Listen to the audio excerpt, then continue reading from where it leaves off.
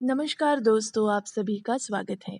तो क्या आपने भी एक्सपीरियंस किया है कि हमारा हेल्दी पौधा अचानक उसके पत्ते पीले पड़ने लगते हैं या कलियां जो है वो गिरने लगती है और या फिर फूल का जो साइज़ है वो भी एकदम पूरा खिला नहीं रहता है।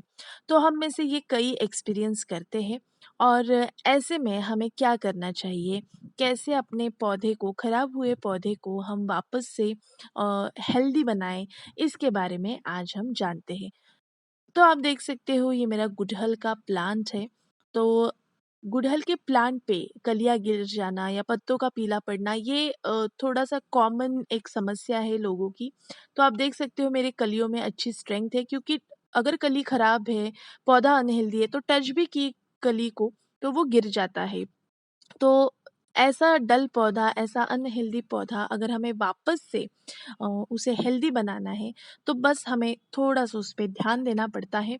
और जैसे हमारे पास बहुत सारे पौधे होते हैं, तो एक एक आध दूसरा पौधा है, उसके ऊपर इग्नोर हो जाता है हमसे और उसके वजह से पौधा जो है वो खराब होने लगता है। लेकिन आपको वो तुरंत ध्यान देना है और उस पे काम करना शुरू कर देना है। तो इसके लिए आज मैं आपको बताने वाली हूँ इप्सम सॉल्ट का प्रयोग हम कैसे करें।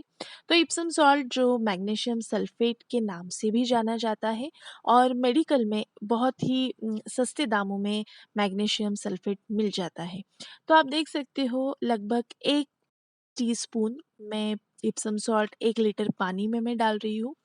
तो आप स्प्रे बॉटल में डाल के आप अगर इसको मिस्टिंग करना चाहते हो तो वैसे भी आप कर सकते हो या फिर आप उसे मिट्टी में भी डाल सकते हो। तो इप्सम सॉल्ट के फ़ायदे क्या है और उसका अगर सही मात्रा में अगर आप उपयोग ना हो तो उसके नुकसान क्या है, उसके बारे में भी हम बात करेंगे। लेकिन क्योंकि अभी समर का सीज़न है और ये स्प्रे करना पत्तों पे पौधों को बहुत अच्छा लगता है। तो स्प्रे भी हो जाता है जिससे पत्ते हरे-भरे दिखते हैं, पौधा भी एकदम हेल्दी दिखता है और खुश हो जाता है।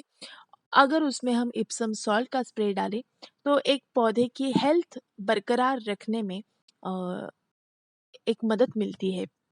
तो चाहे आपका पौधा हेल्दी हो या ना हो, अगर वो अनहेल्दी है तो आपको इसका प्रयोग महीने में 2 बार करना है और अगर पौधा आपका हेल्दी है तो बस महीने में 1 बार 1 लीटर पानी में 1 चम्मच इप्सम सॉल्ट का प्रयोग आप कर सकते हो।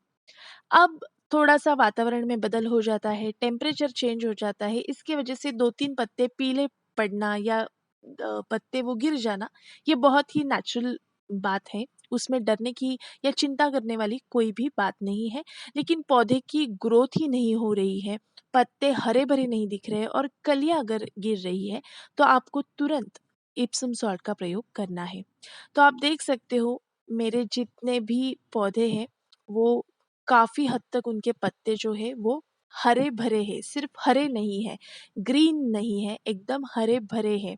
तो इप्सम सॉल्ट से जो फ़ोटोसिंथेसिस की प्रोसेस है, उसको बूस्ट मिलता है, वो एक्सेलरेट हो जाती है प्रोसेस और जो ज़रूरी माइक्रो न्यूट्रिएंट्स हैं, वो भी मिलते हैं।